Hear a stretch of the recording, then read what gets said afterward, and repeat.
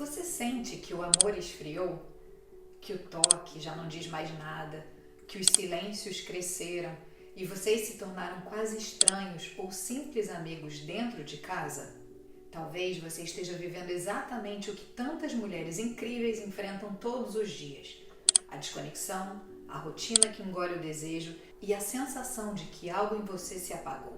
Mas e se esse esfriamento não fosse o fim? E se fosse o início de um novo caminho?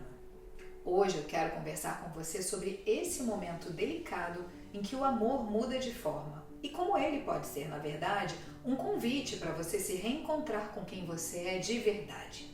Um conteúdo íntimo, profundo e, acima de tudo, necessário. É comum que, com o passar do tempo, os relacionamentos amorosos sofram transformações que nem sempre são suaves. Muitas mulheres chegam à terapia com um vazio difícil de nomear. Parece que a gente se perdeu um do outro. Não sinto mais vontade de estar junto. Nos tornamos colegas de quarto. Essas queixas traduzem algo mais profundo do que apenas a perda do entusiasmo. Elas apontam para uma desconexão afetiva, fruto da rotina, da sobrecarga emocional, da maternidade e do distanciamento simbólico entre os parceiros. Na perspectiva da psicologia analítica, Carl Gustav Jung nos lembra que os vínculos amorosos são campos de projeção. No início da relação, a gente projeta no outro nossas imagens arquetípicas do amor ideal, da alma gêmea, do feminino ou do masculino interior. E no meio disso tudo, movidos pela paixão, vez ou outra a gente cede, deixa de impor os nossos limites ou ainda não nos posicionamos. Com o tempo, essas projeções inevitavelmente se dissolvem, revelando quem o outro realmente é e, junto disso, revelando também quem nós somos fora da idealização. Jung dizia: a separação entre o consciente e o inconsciente é o que provoca a falta de libido. Ou seja, quando a gente se distancia do nosso mundo interno, também nos desconectamos do eros, do desejo, da vitalidade e da ligação verdadeira com o outro. A terapeuta e autora Esther Perel, em seu livro Erotic Intelligence, traduzido para português por A Inteligência Erótica, mostra como o desejo sexual não se alimenta apenas da intimidade e do amor, mas também do mistério, da alteridade e da distância criativa. Segundo ela, o excesso de previsibilidade, o excesso de fusão e o apagamento da individualidade de cada um no casal podem matar o eros. Muitas mulheres, especialmente após anos de convivência, maternidade ou crises conjugais, relatam uma espécie de anestesia emocional. Elas não sabem mais o que sentem, não têm vontade de tocar ou ser tocadas e o desejo parece ter sido engolido pela exaustão do cotidiano. Isso não é frescura, problema hormonal ou crise da meia-idade. É muitas vezes um sintoma psíquico de abandono de si, de um feminino ferido aprisionado em papéis funcionais e privados de espontaneidade. A psicóloga junguiana Marion Budman fala em seus livros sobre a mulher que vive no automatismo, sem conexão com seu corpo ou com os seus afetos. Para ela, a reconexão com o desejo passa por uma reaproximação da alma, do corpo simbólico e do espaço interno que permite sentir e não apenas produzir ou sustentar o outro. Na visão junguiana, uma crise de relacionamento pode ser o começo de um processo profundo de individuação.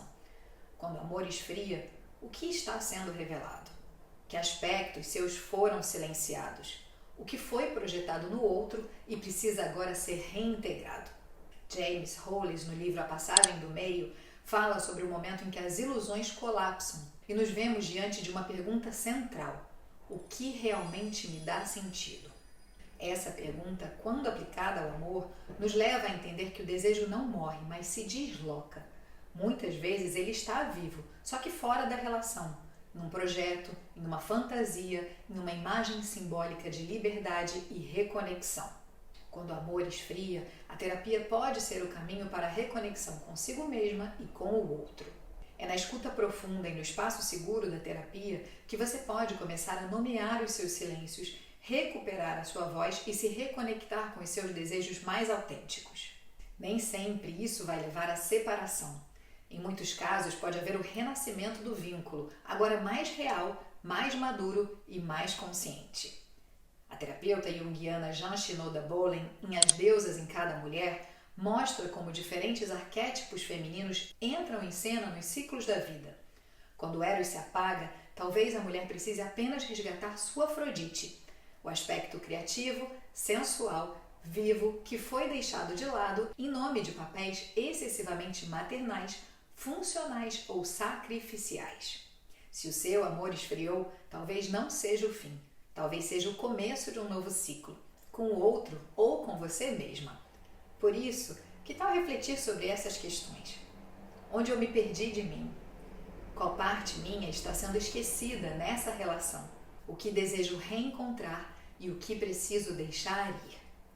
A terapia pode ser esse farol no nevoeiro, ajudando você a atravessar a travessia emocional do amor consciente, onde Eros não é apenas o fogo do começo, mas a força vital que se renova quando você volta para casa dentro de si. Se você curtiu esse conteúdo, eu te convido a se inscrever no meu canal e a compartilhar esse vídeo com alguém que também pode se interessar sobre o tema. Na descrição você pode saber mais sobre quem eu sou e como o meu trabalho pode te ajudar a ter mais consciência de quem você é, para que possa curtir a segunda metade da sua vida com mais leveza.